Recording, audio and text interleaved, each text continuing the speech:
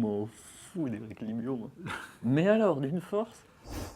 Coup de cœur de la semaine à la ressortie du film de la renée Providence. Que les sons soient clairs. Le meilleur film du monde, c'est Rio Bravo, et juste après, il y a Providence. Comme ça, c'est assez simple.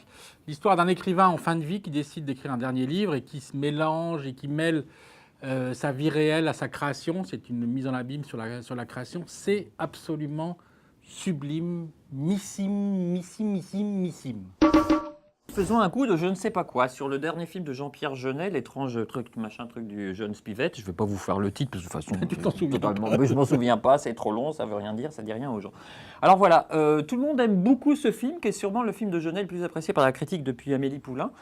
Pourtant, moi, je suis resté un peu sur ma faim et j'arrive pas vraiment à savoir pourquoi. Voilà, C'est le moins bon, surtout. Mais non, mais moi j'aime beaucoup le tu as Jeunet. raison. J'ai toujours aimé Jeunet. Là, je suis un peu sur ma faim. Une espèce de voyage initiatique, un peu fastoche, très Ça raconte pas grand-chose. grand plan américain. Mais voilà, mais j'ai peur d'être passé à côté. Donc voilà. Allez Non. le voir et dites-moi, parlons-en après. Est-ce que je suis passé à côté du film de Jeunet? C'est une question que je pose. Et oui, c'est même plus un coup de cœur, c'est une question. Le film de la semaine, 9 mois ferme, d'Albert Dupontel. Oui, parce que plus je parle vite, plus je savonne. Avec Sandrine Kiberlin et Albert Dupontel, l'histoire d'une juge d'instruction, jouée par Kiberlin, qui se retrouve en scène d'un criminel. Alors, et comment se fait-il? Qu'est-ce qui se passe? C'est le point de départ. Ça explose tout. C'est peut-être le film le plus drôle, le plus déconnant, le plus abouti de Dupontel, avec une Kiberlin au-delà du sublime. C'est drôlissime. Ça... Il y a à la fois la petite humanité, la petite lueur d'humanité de Dupontel voilà, qui flotte dans l'image et dans le cadre. C'est voilà, une grande réussite, c'est formidable, c'est complètement pété et très drôle et très maîtrisé. Je suis assez d'accord avec ça, oui, grande comédie de Dupontel. Tu sais quand même ce mec, si on se souvient qu'il était à la base chez Patrick Sébastien et ensuite qu'il a fait du one-man show, qu'il ait réussi comme ça à ce point ouais, à dynamiter la comédie française, à la, en tout cas réinventer et même y amener quelque chose de nouveau. Moi j'aurais peut-être, hormis tout ce qu'a dit Éric Limieux, qui est très vrai, un petit chouillade, mais alors de petite